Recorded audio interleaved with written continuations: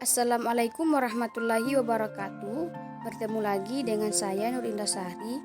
Dalam video ini kita akan membahas tentang akulturasi yang dibagi menjadi dua, yaitu akulturasi budaya dan akulturasi agama. Namun terlebih dahulu kita harus mengetahui apa pengertian dari akulturasi itu sendiri.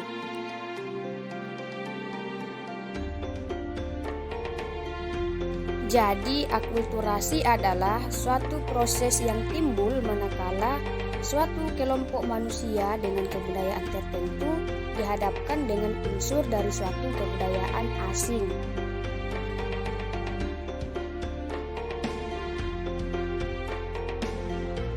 Menurut Kocariningrat, akulturasi adalah proses sosial yang terjadi ketika kelompok sosial dengan kebudayaan tertentu terkena budaya asing yang berbeda. Persyaratan proses akulturasi adalah senyawa atau afinitas, bahwa penerimaan budaya tanpa rasa kejutan, maka keseragaman sebagai nilai baru dicerna karena tingkat dan pola budaya kesamaan. Terdapat dua pemahaman yang sangat penting mengenai akulturasi. Yang pertama adalah konsep akulturasi yang mencoba memahami bagaimana fenomena yang dihasilkan oleh suatu kelompok individu yang budayanya berbeda, manakala kelompok individu tersebut memelihara budaya yang baru sehingga mengakibatkan perubahan pada budaya aslinya. Dan yang kedua adalah konsep akulturasi yang diawali dengan hubungan antara dua lebih sistem budaya. Akulturasi budaya mengacu pada perilaku individu atau kelompok individu yang berinteraksi dengan budaya tertentu. Strategi akulturasi terbagi dari 4 bagian. Yang pertama, strategi asimilasi, strategi separasi, strategi integrasi, dan strategi marginalisasi.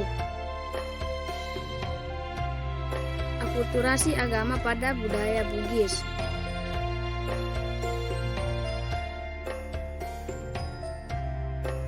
Dalam kasus pertemuan agama Islam dan budaya Bugis, justru yang terjadi adalah perpaduan yang saling menguntungkan.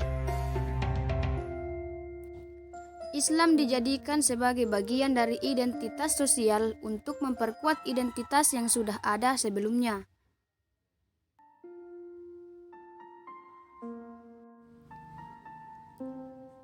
Menurut Pak Tamrin, walaupun agama Islam adalah agama yang benar, namun saat masuk ke wilayah Bugis, agama Islam tidak diterima secara langsung.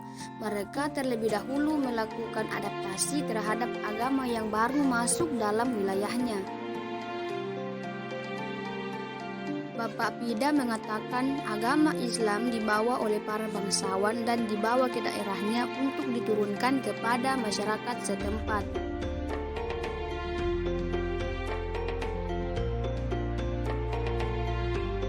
Hal itu dilakukan karena para bangsawan percaya bahwa agama Islam adalah agama yang benar dan ajaran-ajaran syariatnya patut untuk dijadikan contoh dalam kehidupan sehari-hari. Selanjutnya adalah akulturasi budaya asing pada anak remaja.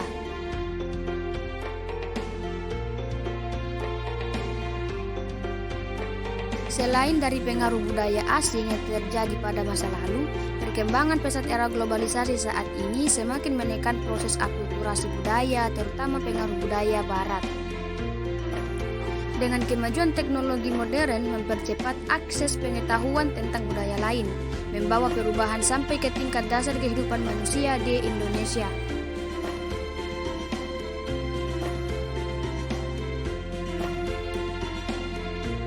Batari mengatakan anak remaja sekarang 100% telah merubah penampilannya. Hal ini terjadi karena dipengaruhi oleh budaya asing yang didukung dengan berkembangnya teknologi dan informasi. Anak remaja terkhusus wanita hanya mencoba untuk sedikit lebih merubah penampilannya, tetapi lama-kelamaan dia ia merasa nyaman dan mempertahankan cara berpakaian tersebut.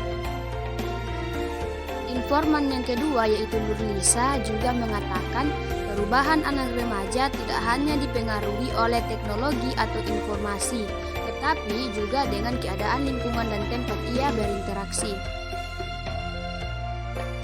Tuturnya, anak remaja masih bisa diajak untuk kembali ke cara pakaian yang sederhana dengan melakukan komunikasi dengan baik dan memberi pemahaman bahwa yang dilakukan adalah hal yang salah.